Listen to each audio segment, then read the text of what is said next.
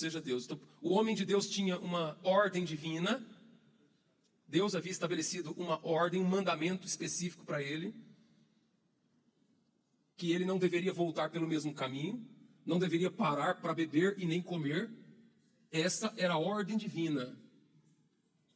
Mas a Bíblia diz, no verso 11, que o profeta velho, ao ficar sabendo do homem de Deus que veio de Judá para Betel,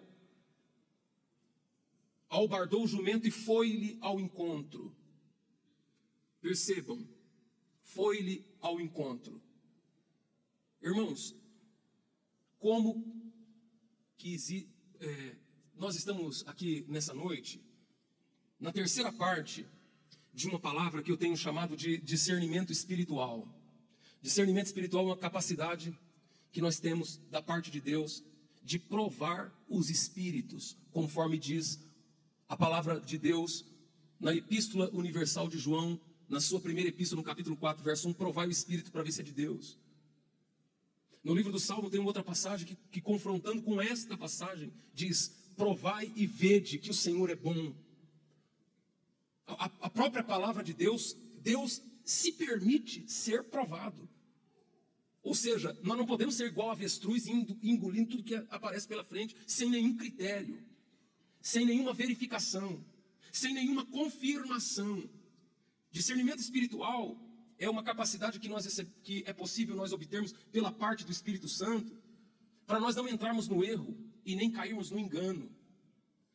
Entre a linha que divide o falso e o verdadeiro, é muito tênue. Nem sempre nós, com os olhos naturais, conseguimos enxergar a verdadeira verdade, ou a real, ou a realidade das coisas. E o nosso inimigo, segundo escreveu o apóstolo São Paulo, na segunda epístola aos Coríntios, no capítulo 10, diz que até Satanás se transfigura no anjo de luz. E às vezes nós estamos pensando que é Deus e é o diabo. Às vezes nós estamos pensando que é bênção e é maldição. E muitas pessoas são levadas pelo coração, isso eu disse semana passada. Muitas pessoas são impulsionadas, são motivadas pelo coração. E o coração, nas Escrituras, ele é o equivalente à alma. O coração é a sede das nossas emoções, dos nossos sentimentos. O coração é a sede dos nossos impulsos, dos nossos afetos mais comezinhos. Diz os pesquisadores de mercado, que trabalham com o comportamento e a psicologia das vendas, que mais de 80% dos negócios que o vendem na área das vendas é feita pelos impulsos emocionais e afetivos. O apelo das propagandas apela para o coração. Às vezes a pessoa nem está precisando comprar aquilo, ela acaba comprando porque ela é estimulada a fazer. E por quê? Porque o nosso coração, segundo a palavra de Deus, em Jeremias, no capítulo 17, a partir do verso 9, nos diz que enganoso é o coração mais do que todas as coisas. Você não pode ser guiado pelo teu coração, pelos teus afetos, pelos teus sentimentos, porque eles podem te levar ao erro. Eles podem te levar para longe dos desígnios divinos. A fé é uma faculdade, a fé bíblica é uma faculdade que opera independente da razão e do sentimento. A pessoa fala, eu sei quando é de Deus, porque eu sinto no meu coração. Está errado, você não sente nada, irmão, isso não é de Deus coisa nenhuma. A fé opera além da razão, da compreensão, dos afetos, dos sentimentos, é o que diz a palavra. E o próprio Jesus nos diz que do coração procede a maldade humana, adultério, homicídio, tudo quanto é coisa ruim, procede do coração do homem, o ódio. Jesus estava falando sobre a questão dietética, quando falava assim, o que contamina o homem não é o que entra, mas é o que sai do coração, porque do coração é onde sai. Então, nós não podemos servir a Deus baseado nas emoções. A palavra de Deus precisa falar com nós fortemente para nós nos guiarmos, para não cairmos nas ciladas do diabo. A Bíblia diz assim, fortalecei-vos no Senhor e na força do seu poder. Revesti-vos de toda a armadura de Deus, para que não caiais nas astutas ciladas do diabo. Astúcia. O diabo opera no campo espiritual por meio da astúcia, por meio da cilada, por meio da armadilha, do engodo. E é o que nós estamos aqui. Perceba que quando o profeta velho, velhaco, esperto, o profeta velho, ele é alguém que tem uma tarimba, ele conhece as coisas espirituais. Só que é alguém que já não está mais em sintonia e no temor de Deus. O profeta velho, ele vai ao encontro do homem de Deus. Olha só. Ele descobre por onde o homem, para que direção, que estrada o homem de Deus tomou. E ele sai ao encontro do homem. Ele prepara o jumento, sela o jumento e vai na direção dele. Essa ação do profeta velho indo na direção do homem de Deus, eu fico assim inquieto com essa parte. Por quê? Eu penso comigo assim, por que ele fez isso? Por que ele fez isso? Da onde nasceu? Porque o homem de Deus, ele veio de Judá com uma missão, chegou em Betel, fez o trabalho dele e estava voltando indo embora. Por que ele fez isso? Eu não tenho essa resposta.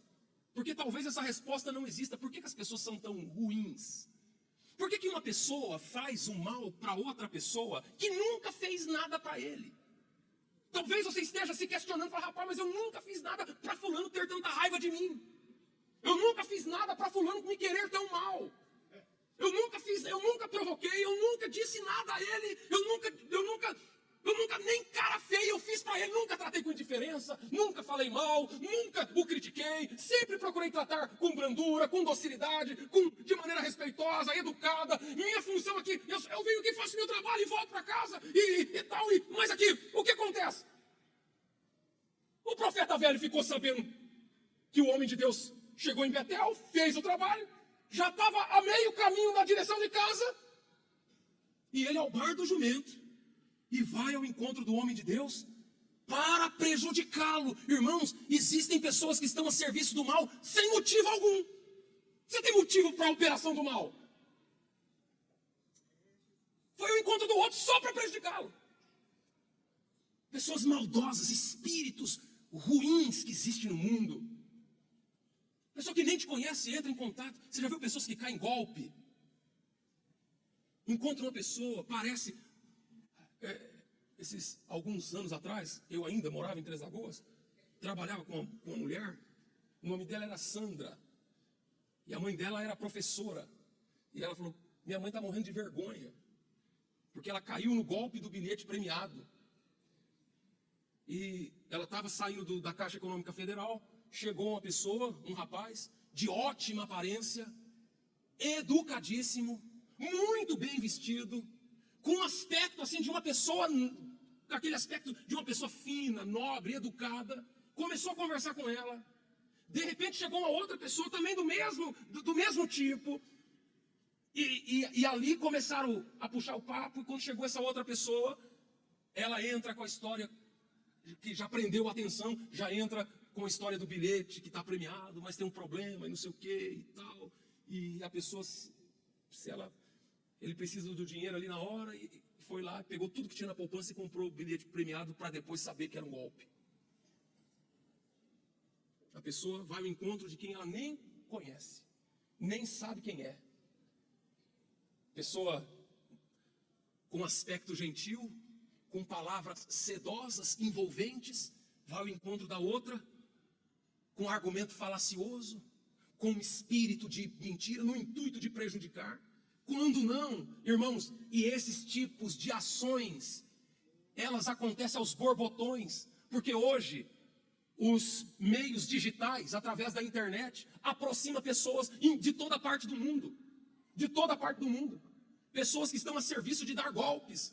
Tomem cuidado com quem você conversa, com desconhecidos, com pessoas que se apresentam com aparência de angelical, parece um anjo de candura, sabe, uma coisa assim.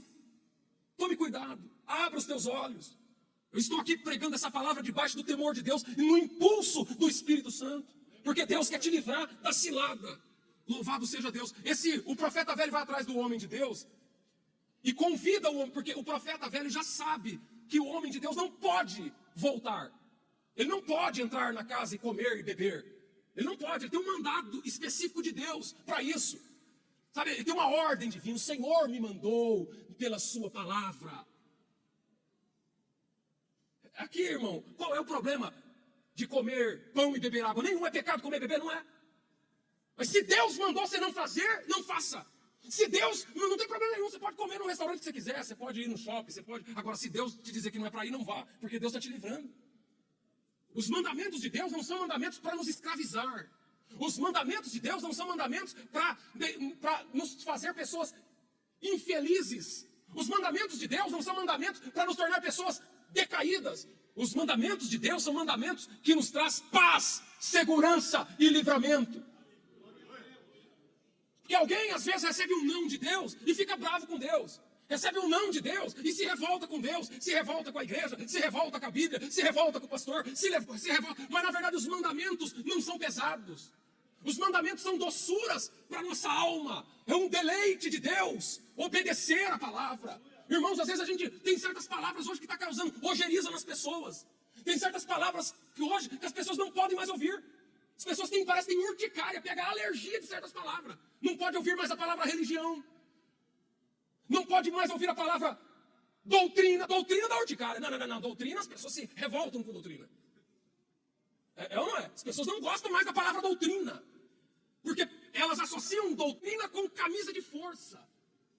Com imposição, com prisão, com opressão religiosa. Se o pastor doutrina a igreja, o pastor é um carola. O pastor é durão. O pastor está pegando pesado. Desse jeito ninguém vai parar mais na igreja. As pessoas pegaram aversão à palavra doutrina. Elas querem o quê? Um invólucro, uma embalagem, algo mais ameno, um evangelho mais adequado, light, palatável, mais fácil de engolir. Não pode falar doutrina, sendo que doutrina é vida. Doutrina é sabedoria divina. Doutrina é palavra eterna. Doutrina não é palavra descartável. Doutrina não é palavra de coaching. Doutrina não é para fazer as pessoas se sentir bem. Irmãos, eu não venho aqui trazer uma palavra para massagear o teu ego. Eu não venho trazer uma palavra para te deixar tranquilex. Para deixar tranquilex tem Rivotril. Para deixar tranquilex tem maracujina. Toma maracujina, irmão, para você ficar tranquilo. Pega uma vara, vai pescar. Vai fazer outra coisa da tua vida, mas doutrina ela é pesada. Louvado seja Deus. Doutrina é tutano. Doutrina é mocotó. Doutrina é feijoada. Mas tem gente que quer ser tratada com leitinho. Aí você fala, outra palavra, irmãos, tem que obedecer. Tem que obedecer, irmão. Crente não pode ser desobediente. E aí a palavra obediência também está no rol das palavras indesejadas. Das palavras que estão sendo policiadas. Porque, infelizmente, muitos por aí, muitas igrejas, muitos estão revisando o evangelho e fazendo o processo. Irmão, é a escola de Frankfurt. Isso aqui é o gramichismo que entrou. É o progressismo que invadiu o evangelho. Esse movimento progressista da desconstrução. Eu crio palavras que ofendem. Pregar sobre o pecado é ofensivo, não pode, dá processo. Obediência tem que obedecer. A igreja tem uma doutrina, a igreja tem uma norma, tem que obedecer. Não, eu quero uma igreja que não precisa obedecer. Que igreja deve ser essa? A igreja que vai para onde? Para o inferno. Só se for isso. Se tem uma igreja que fala, não, você não tem que obedecer, então você vai para o inferno, irmão. Porque o céu é lugar de crente obediente. E eu creio que, irmãos, nossa igreja, nós estamos aqui, mas existe um tantão de outras boas igrejas. A pessoa escolher uma igreja boa para congregar, seja ela a denominação que for, sendo evangélica, lá tem as normas, tem os regulamentos, lá tem que ter obediência, porque se não tiver obediência, vai parar onde? Mas as pessoas parecem que estão querendo uma espécie de anarquismo evangélico, em que as pessoas não têm compromisso, são superficiais. E aí o homem de Deus, o profeta velho vai no homem de Deus e fala assim, ó, volta comigo para minha casa, come e bebe. Ele falou, não posso, porque eu tenho um mandamento do Senhor que determinou que eu não voltasse, não comesse nem bebesse. Aí ele diz assim, ó, Não posso voltar contigo, nem entrarei contigo, nem tampouco comerei pão, nem beberei contigo água nesse lugar. Porque me foi mandado pela palavra do Senhor. Ali não nem comerá pão, nem beberá água, nem tornarás a ir pelo caminho por onde que fosse. E ele lhe disse: também sou profeta como tu. Também sou profeta como tu. Perceba a malandragem para desarmar, para pegar na mão grande. Como que esse profeta velho conseguiu dissuadir o homem de Deus com tamanha facilidade? Colocou no mesmo patamar. Eu também sou profeta como tu. Mas perceba que até o momento, nenhuma vez, o texto bíblico se refere a ele como profeta, mas como homem de Deus. O texto, por 10 vezes seguidas, até a hora dele desobedecer, até a desobediência, o texto nunca chamou ele de profeta, chamou ele de homem de Deus. Aí eu fico pensando, por quê? Porque pode ser profeta, pode ser pastor, pode ser anjo, pode ser arcanjo, pode ser semideus, pode ser o que for, pode ser missionário, pode ser missionária, pode ser, sei lá, pode ter o título que for. Pode ser líder, pode ser, sei lá, irmão. Independente do que for, da tua carteirinha, independente da credencial. Pode ser presbítero, pode ser diácono, pode ser cooperador, pode ser do manto, pode ser do reteté, do repleté, pode ser do sapato de fogo, da bota de fogo, pode ser do que for, pode ser o canela, o crente canela. Eu quero saber o seguinte: pode ser canela, mas é homem de Deus? Pode ser missionário, mas é homem de Deus?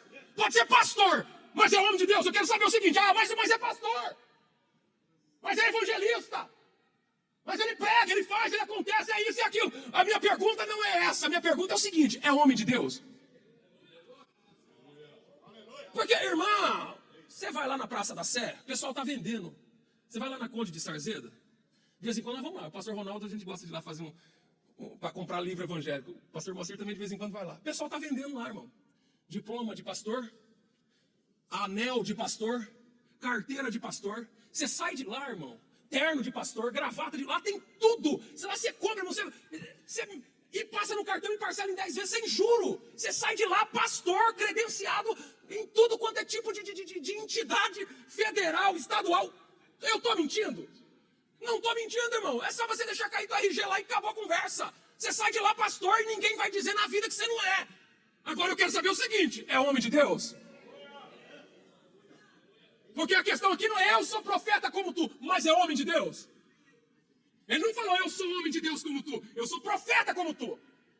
Porque eu tenho minha carteirinha de pastor. E pode ter 50 pastores aqui na cidade que também tem carteira de pastor. E vai falar, eu também sou pastor como tu.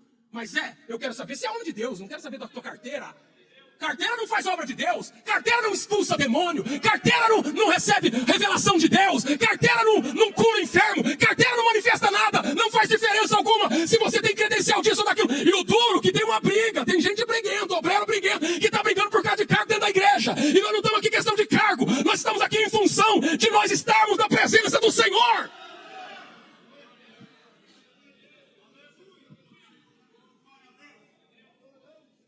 Também sou profeta. E o anjo me falou. Tá bom, quem manda é o anjo ou é a palavra do Senhor? Revelação, nossa revelação aqui, nós não andamos atrás de anjo. Crente não vive atrás de sonho, crente não vive atrás de profecia, crente não vive atrás de revelada, crente não vive atrás de bênção, nós não estamos atrás de bênção, irmão. Pode revelar, pode fazer cair fogo do céu, pode fazer o que for. Pode fazer o que for. Profecia não me move 1 milímetro. Eu não sou movido por profecia. Sou movido pela palavra. E a Bíblia diz assim para nós julgarmos. Enquanto profetiza, os outros julgam. Mas você sabe o que acontece hoje? Enquanto profetiza, os outros engolem. Enquanto profetiza, o outro entra no manto. Irmão, você está recebendo profecia? Regala os 2 olhos. Assim, ó. Alerta pleno. Não sai, não embarca em nada, não. Porque Deus manifestou para Gideão. E o anjo do Senhor revelou para ele que ele era o homem para liderar o povo contra os midianitas. E o anjo ainda deu provas para ele. Aí ele falou, não, pera aí. Se Deus quer eu mesmo nesse negócio, foi e pegou o velo de lã e colocou no campo. Falou assim, se o campo amanhecer seco e o velo de lã amanhecer, olha só, prova, o anjo do Senhor. E a gente sabe que esse anjo do Senhor lá no texto veterotestamentário é uma cristofania. É Jesus. Nós sabemos, mas Jesus, A cristofania, o Senhor apareceu para ele o anjo do Senhor apareceu para ele, deu a palavra para ele. Aí ele falou, pegou o velo de lã e falou, se amanhecer esse velo de lã, encharcado de orvalho, e o campo todo seco, o Senhor está nesse negócio. Aí ele dormiu, amanheceu, foi no outro dia. Por quê? Fazer prova. A Bíblia manda fazer prova, irmão. Faz prova. Você tem que ver se é de Deus. Tem que confirmar o negócio. Aí no outro dia cedo ele acordou, pegou o velo, estava encharcado. Ele apertou, ele espremeu assim, apertou com as mãos, chegou a escorrer a água do orvalho da madrugada. E o campo todo seco. Aí ele falou, olha. Ele se deu por contente? Se deu por satisfeito? Aí alguém vai falar assim, então ele não tem fé. Não, é ele que tem fé. Porque a fé não é uma crença que eu tenho em qualquer coisa. Crença, a pessoa tem crença no tarô, a pessoa tem crença na cartomante, crença que as pessoas têm por aí. Tem crença na imagem de escultura. A crença move as pessoas, move o mundo, é a crença. A pessoa acredita no Saci Pererê, no chupa-cabra, no lobisomem. Ah, irmãos, a gente que trabalhava na usina, o pessoal tinha crença na véia barrageira, que aparecia de madrugada naquelas galerias solitárias da usina. A usina tinha 5 km de extensão, cheia de galerias, 5 andares para dentro do solo. Então, às vezes, a gente estava andando sozinho, o camarada saía esbaforido, falou, o que foi? Rapaz, eu vi a véia barrageira. Quase morri de medo. Meu Jesus, tem gente que crê na véia barrageira. É a crença. Tem gente que jura que viu, que acredita no lobisomem. Lembra na época que até o chupa-cabra saiu no Fantástico? E o povo jurava de pé junto, crê no ET. Você vai lá em Varginha, fomos esses dias em Varginha, há 1 ano e meio. Entrando em Varginha, no centro de Varginha, tem lá o ET de Varginha, lá a escultura do ET. E você sabe que essa história do ET de Varginha deu pano para manga. Uma coisa é crença, outra coisa é fé bíblica. Fé revelada por Deus. E alguém pode falar, ó Gideão, você é um incrédulo. Não. Eu que tenho fé, porque eu quero crer na coisa certa. Eu tenho fé na palavra. Aí ele falou, ele não se deu por satisfeito. Ele falou, então é o seguinte, se na próxima noite, quando eu amanhecer, o velo estiver seco e o campo todo molhado, então aí eu creio. Aí eu sei que é o Senhor. Ele foi inverteu a prova. No outro dia, irmão, porque nós não podemos fugir da palavra. É o que tem assassinado vidas espirituais. É o que tem mutilado obreiros. Tem obreiros inoperantes. Obreiros com um ministério lindo que Deus levantou. E está ferido de morte, porque se afastou do mandamento do Senhor. Louvado seja Deus, e que nessa noite o Senhor possa irradiar cura ao teu coração através da palavra. Porque alguém disse.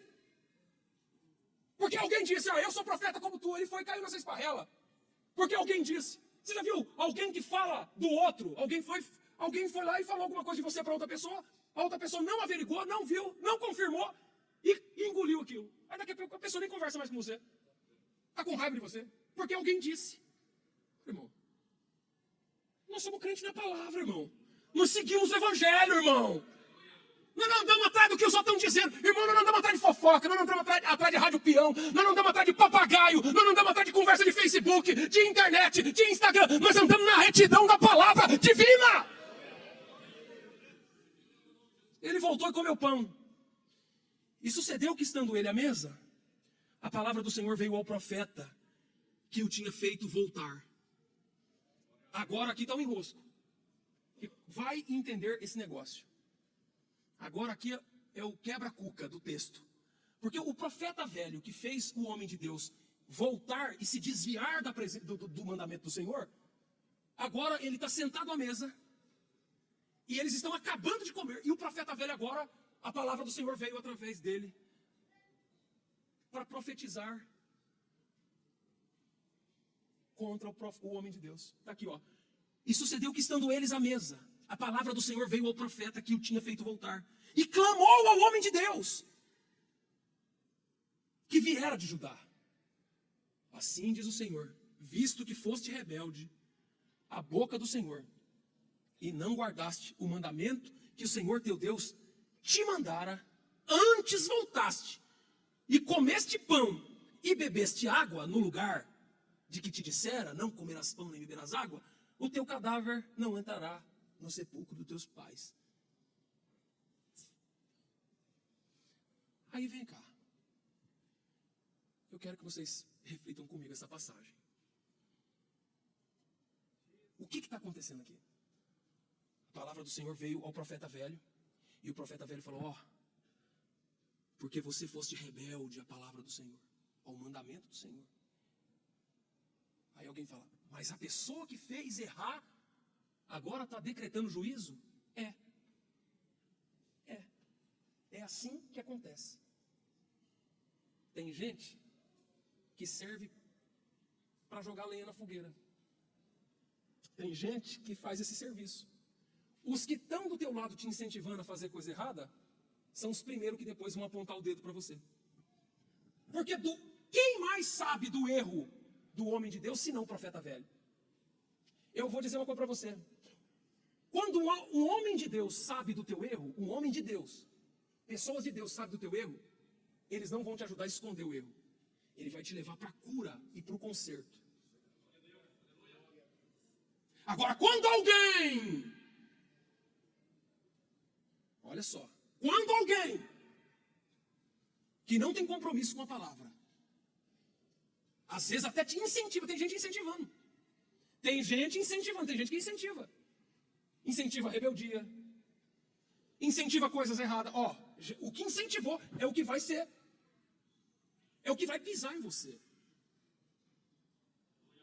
Tem gente que parece que é amigo. Eu sou profeta como tu. Não parece? Tem amigos que parecem amigos, mas não são amigos. Tem companheiros que parecem companheiros, mas não são companheiros. Tem companheiros que se fazem de companheiros. Se igualam no mesmo nível. Só para plantar uma semente. A Bíblia diz, 6 coisas Deus odeia e a 7ª ele abomina. O que semeia contenda entre os irmãos. Então tem gente que está a serviço de semear contenda. Semear semente maligna. Incentiva. Não, pera aí. Fica tranquilo. Só que depois que irmão, você já viu aquela história? A pessoa vai, a pessoa, não, vai, faz. Depois ela faz, ela olha para o lado, quem está com ela para segurar a peteca? Ninguém. E depois os que incentivaram se juntam para o abate final. Então o profeta velho incentivou o homem de Deus a desviar. Quando o homem de Deus desviou, quem foi o primeiro que enfiou o dedo nele e falou assim, na cara dele, falou, rapaz, você está errado. E o seu cadáver você não vai ter uma morte honrosa, é o que está dizendo aqui. Sua morte será uma morte desastrosa. Então tem pessoas que incentivam ao erro, mas não são pessoas que te amam. Não são pessoas que querem o teu bem. São pessoas que falseteiam uma amizade para tentar influir, para tentar te dar um pseudo ar de familiaridade. Vem para minha casa, come comigo. Mas depois que você fez, que ele sabe que você se distanciou da palavra e perdeu a tua unção, são pessoas que não vão estar do teu lado. Porque o único que sabe do erro do homem de Deus é o profeta velho. E o profeta velho agora, baseado no erro. Porque é o seguinte, irmão, Deus usa quem ele quiser. Está aqui, E sucedeu que depois que comeu pão, e albardou ele o jumento para o profeta que fizera voltar. Foi-se então um leão, e encontrou no caminho e o matou. E o seu cadáver estava lançado no caminho, e o jumento estava parado junto a ele, e o leão estava junto ao cadáver. Quem que mandou esse leão aqui para matar o homem de Deus? Desobediente. Deus. E o leão não devorou o cadáver, porque aquele cadáver estava sob o mandato do Senhor. Aquele leão estava obedecendo a Deus. O leão irracional obedecendo a ordem de Deus. O profeta racional não obedeceu a ordem de Deus. O profeta velho, quando descobriu que o homem de Deus estava morto e o leão estava lá, albardou o jumento e foi atrás. Para ver se ele era ele mesmo. Para ver se ele era ele mesmo. Olha só como que tem pessoas macabras. Você já viu falar do criminoso que volta à cena do crime? Você já viu falar do criminoso? Irmão, isso aqui é sério. Criminoso. Que ele vai no velório da sua própria vítima. O que tem na cabeça? Como funciona o maquiavelismo de uma mentalidade de um homem cruel e sangue frio da natureza dele? Olha o que uma uma simples desobediência fez com que o homem de Deus caísse na mão de um homem tão frio e calculista. O homem vai para ver se ele era ele mesmo, se o morto era o morto mesmo. Eu falei, acho que na primeira terça que eu assisti o Gil Gomes, aquele programa de rádio, e contava essas histórias do assassino que foi no velório.